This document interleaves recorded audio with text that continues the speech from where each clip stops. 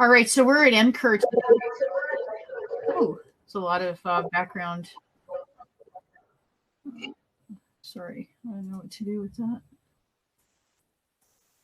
Okay, we're at NCUR today, and we're basically enjoying this session number 200, which is in the Agriculture and Extension Division.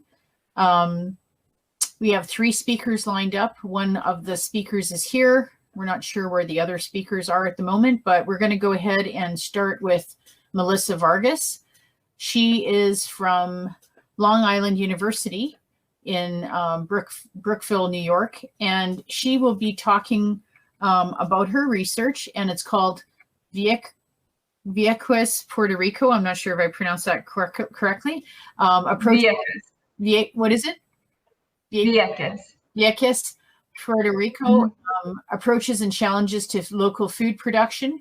And the collaborators on her poster are Jocelyn Liu. So we're going to start off with Melissa. So thanks for Melissa for being here, and you can go ahead and get started on your poster. Thank you. Thank you, Ronnie. I'll go ahead and get started. Just give me one You'll moment. have 15 minutes, but that's probably not a big deal at this point. But speakers are typically given 15 minutes, and then they have a 5-minute question period. Okay, sounds good. Okay. So I'm going to go ahead and get started. So my name is Melissa Vargas. As Ronnie said, I'm from Long Island University Global College in New York. And today I'm going to be presenting on different approaches and challenges to local food production in Vieques, Puerto Rico. So my major research question that I explored was, what are the roles of small-scale agricultural initiatives in Vieques and increasing local food production on the island? And then what are the approaches that they take, and what are the challenges that they encounter? So before I get into my critical/theoretical framework, I kind of want to explain very quickly how or why local food production in Vieques is important. So locally, Vieques has been subjected to colonial influence, first under Spain and then under the United States since the 1500s up until now. And so with that, there have been a lot of exploitative food and agricultural practices on the island and in the island municipality of Vieques.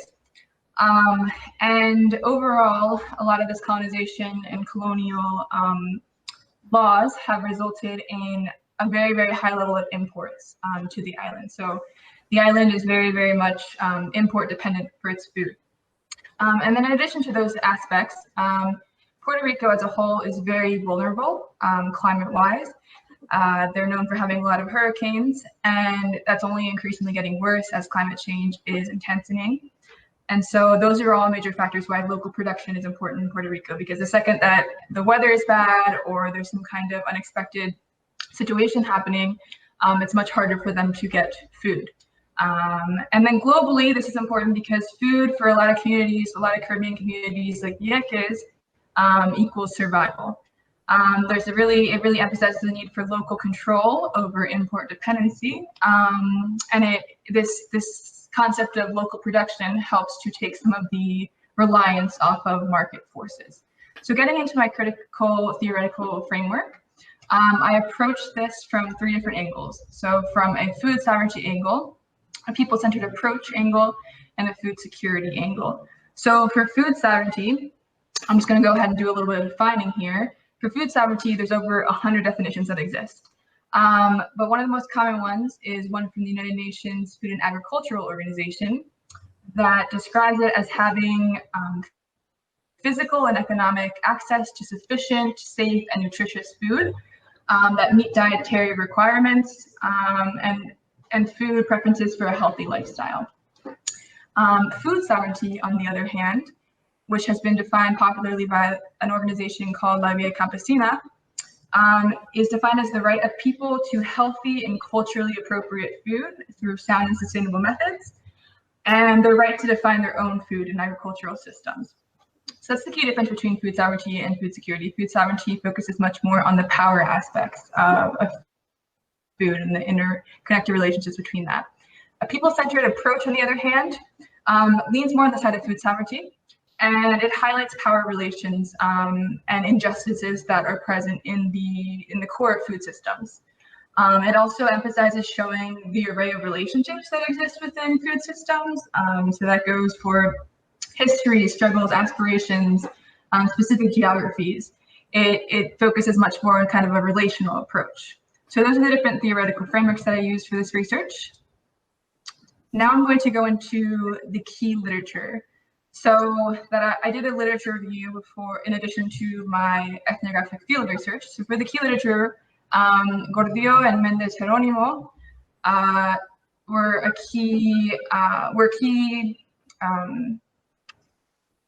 key authors in this research because they talk about how food security doesn't address the issues of economic power, the issues of land access, the issues of access of information. So again, kind of focusing on the power aspect of things.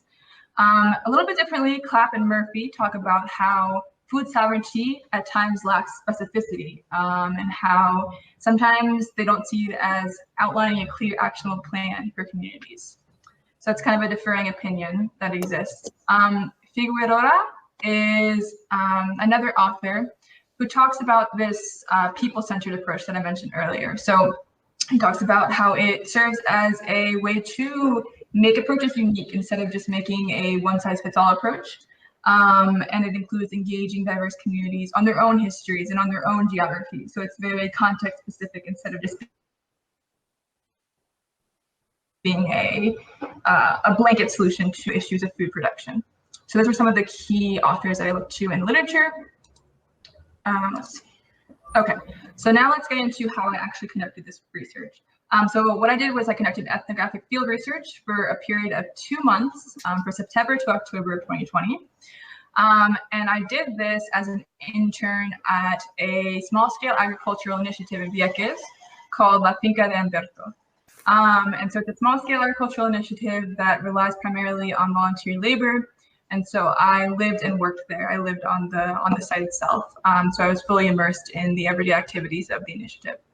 In addition to that, I conducted a variety of different unstructured and semi-structured interviews with my own supervisor at La Finca, and then at also 2 other initiatives. So one was called La Colmena Cimarrona, and the other one was Ja Flor.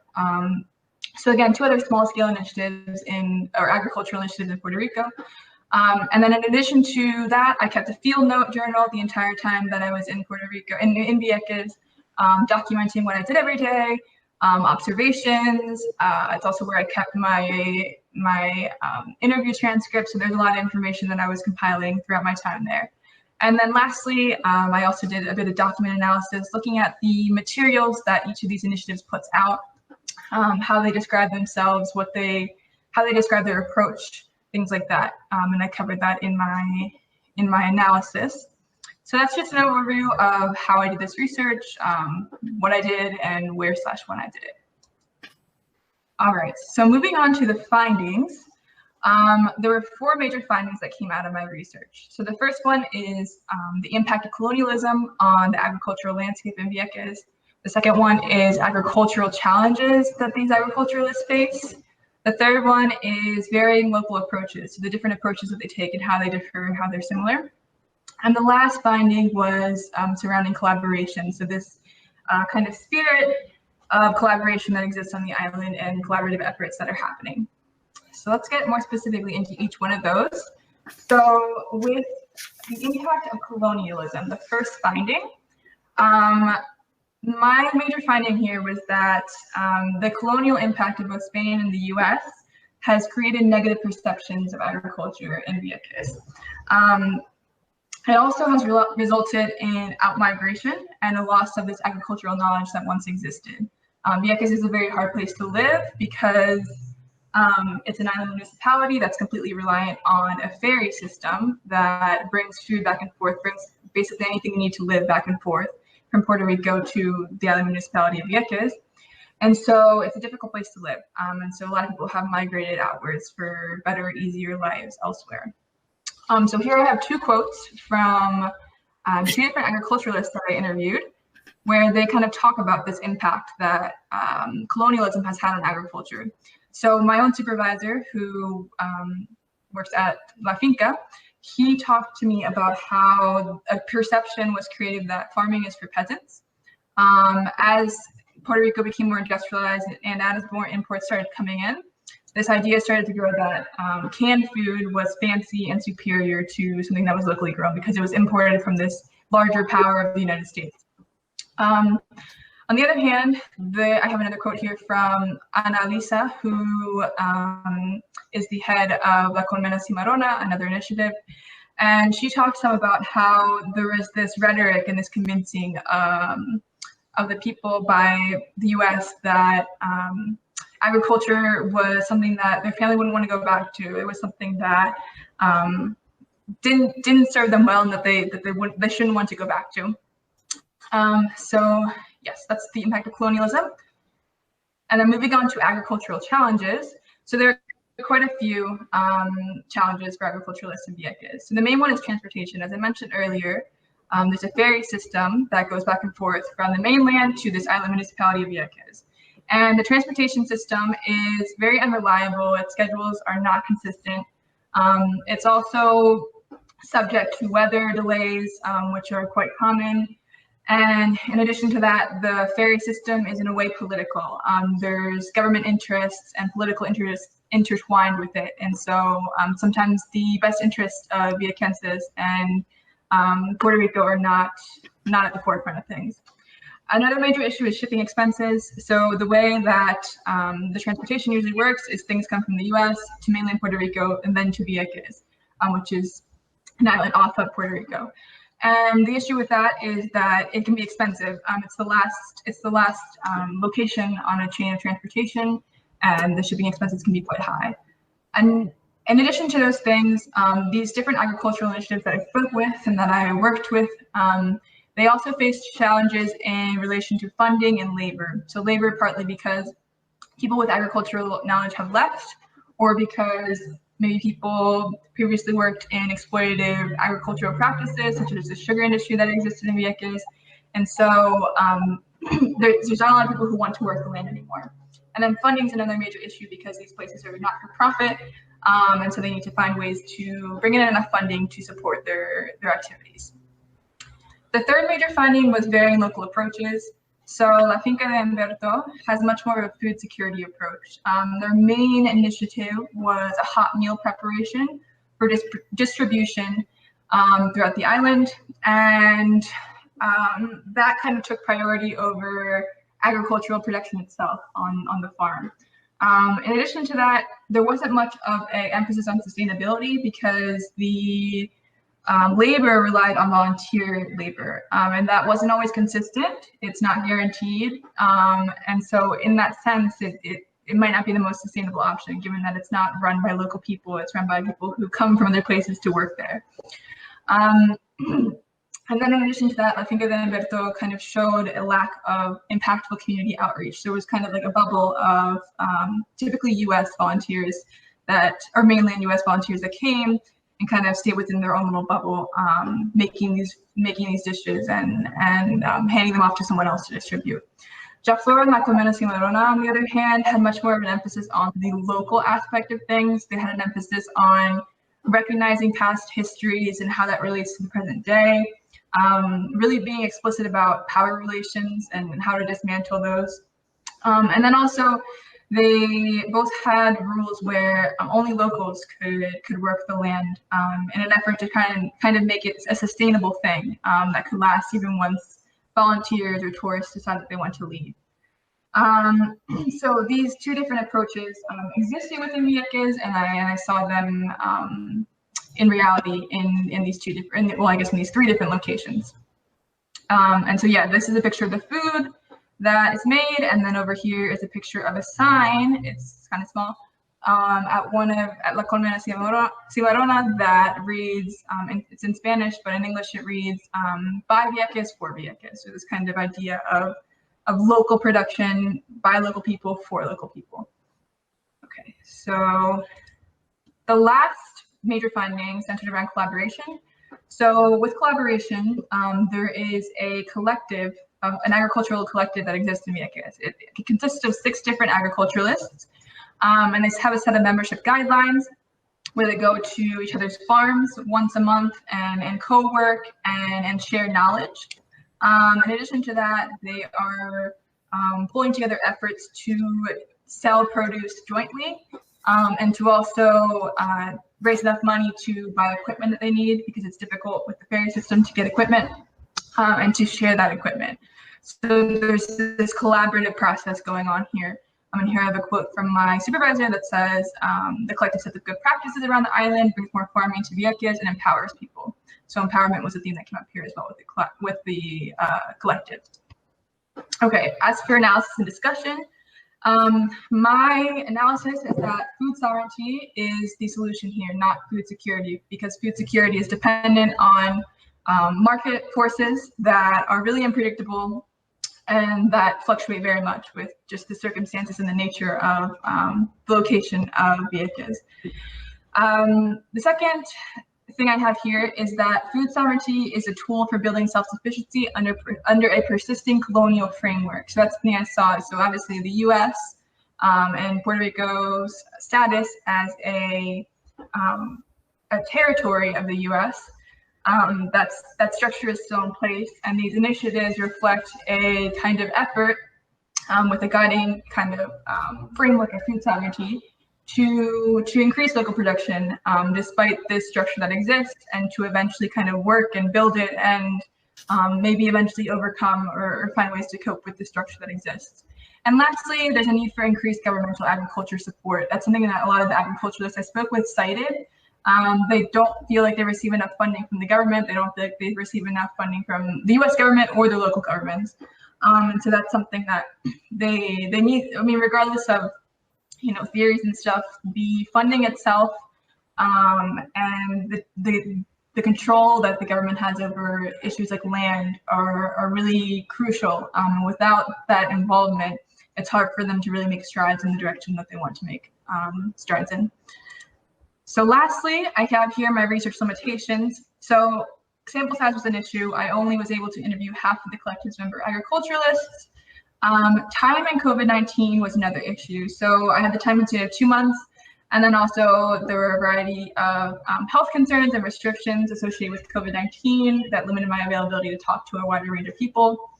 And then the last limitation was espoused theory. So with the 2 other initiatives that I did not intern at, most of the information that I gathered came from interviews. I only worked on their farms a couple of times, and it's a lot easier for someone to say something and for you to believe it than it is to actually go there and spend an extended period of time there and see how that theory really plays into reality and what's actually being implemented. So yes, that was another limitation. So lastly, thank you for coming to my presentation today. You can contact me at the email address below if you have any questions or comments. And then lastly, I have my works cited page with some of the different resources that I used for this project. So yeah, thank you so much. Thank you so much, Melissa. That was a great talk. I guess I don't see any. I see there's 7 participants, and I'm wondering if maybe some of those people are here to do their presentation. But I had a couple questions for you. How long have you been were you involved in this research? How long of a project is this? Have you been involved in it for several years, or? So this actual on the ground research was a duration of 2 months. But in my junior, so I'm a senior right now at Long Island University. In my junior year, there was a lot of preparation leading up to how to do research, how to form kind of like a thesis argument, how to support your arguments, things like that. So there was that beforehand, and the 2 months in Puerto Rico. And then right now, I'm actually building on this research to kind of create a thesis for my senior year, kind of connecting it to food production issues more globally. So the research itself was short, but all the preparation surrounding it has been an extended process.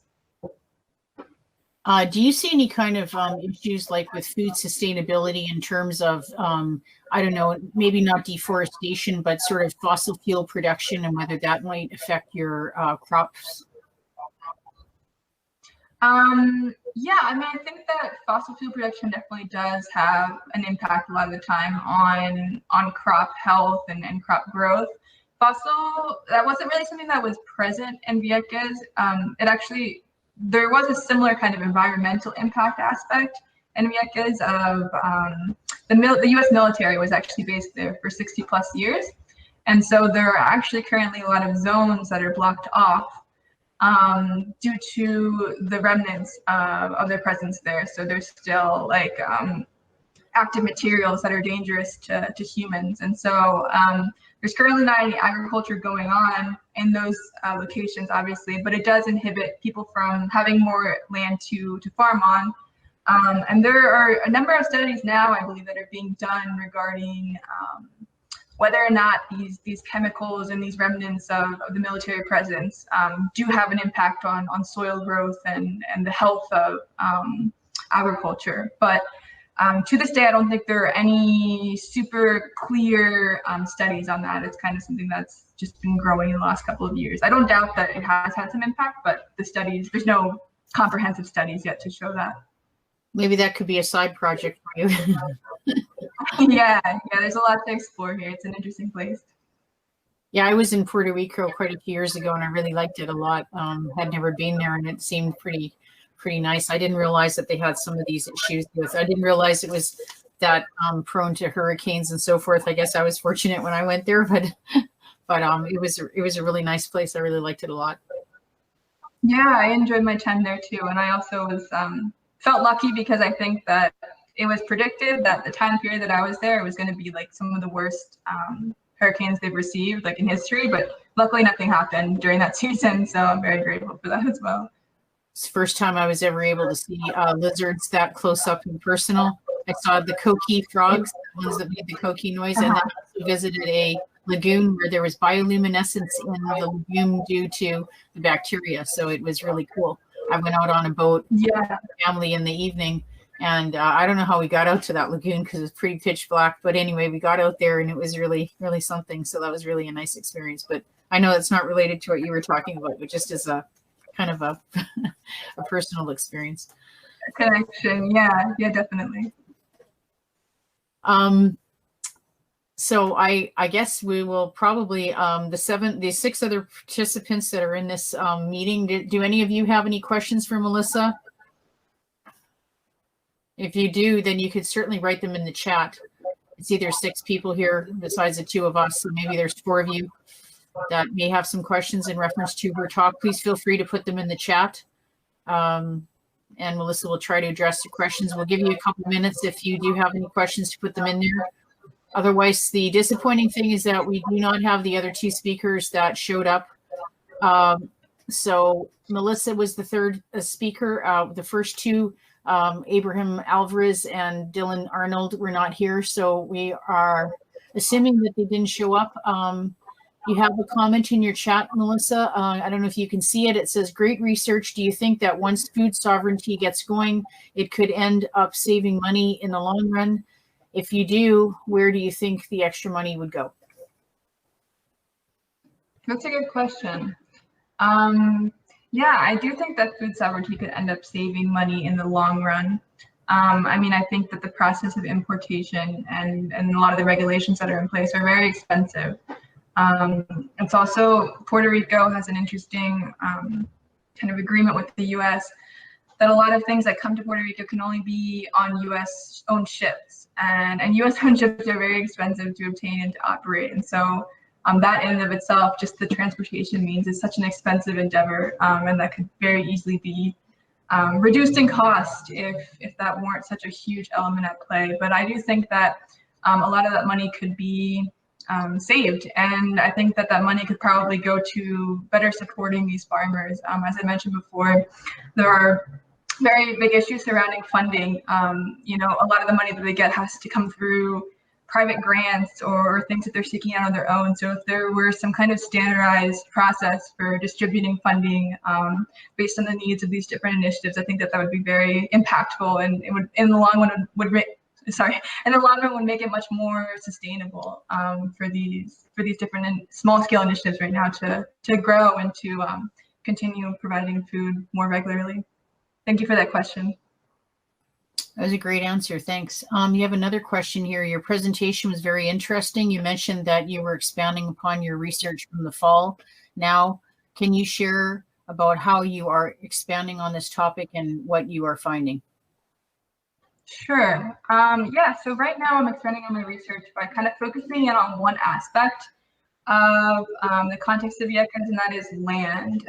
So currently, I think it's about 2/3 of the land of Yekas is not accessible to people because of the military presence and the damage that was caused by that.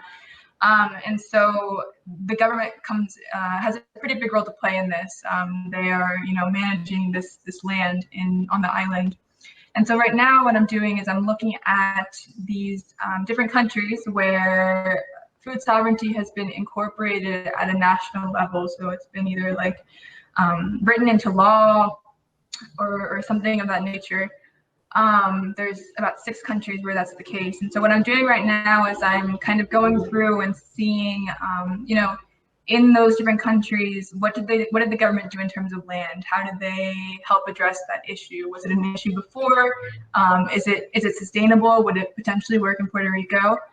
And so I'm mostly focusing more specifically on countries in Latin America that have done it. And so right now that's my process of building on this research. So kind of making a suggestion or pointing to possibilities for Puerto Rico in this aspect of land. Thanks so much for that response as well. That was a great question and a response.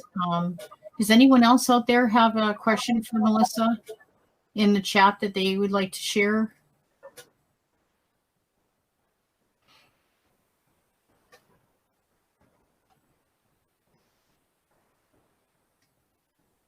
All right. Do you have any final closing words, Melissa, before I close the session? For any of you out there who didn't hear me earlier, Melissa was the only one that attended this session. So she's the last speaker talking about Vieques, Puerto Rico, approaches and challenges to local food production. The other 2 speakers did not show up. So if you're here to hear the other 2 speakers, you'll not be able to do that. So if any of you have any additional questions for Melissa, please feel free to put them in the chat. Like I said, Melissa, I don't know if you have anything else, final closing statements or otherwise. Yeah, thank you. I don't have too much to say other than thank you so much to everyone who showed up, and thanks for your questions. They were really great. I appreciate your presence here today. Okay, well, thank you so much for attending this session, all of you. Thanks, Melissa. Again, that was a great presentation. I really appreciated your talk and your enthusiasm. And thanks for the great questions for the 2 of you guys who asked questions out there. We're going to terminate this session now. So you will probably be able to hear it again. It's being recorded. But for right now, thanks very much for all of you who had attended this session. So take care. Bye. Thank you. Thanks, everyone. Bye.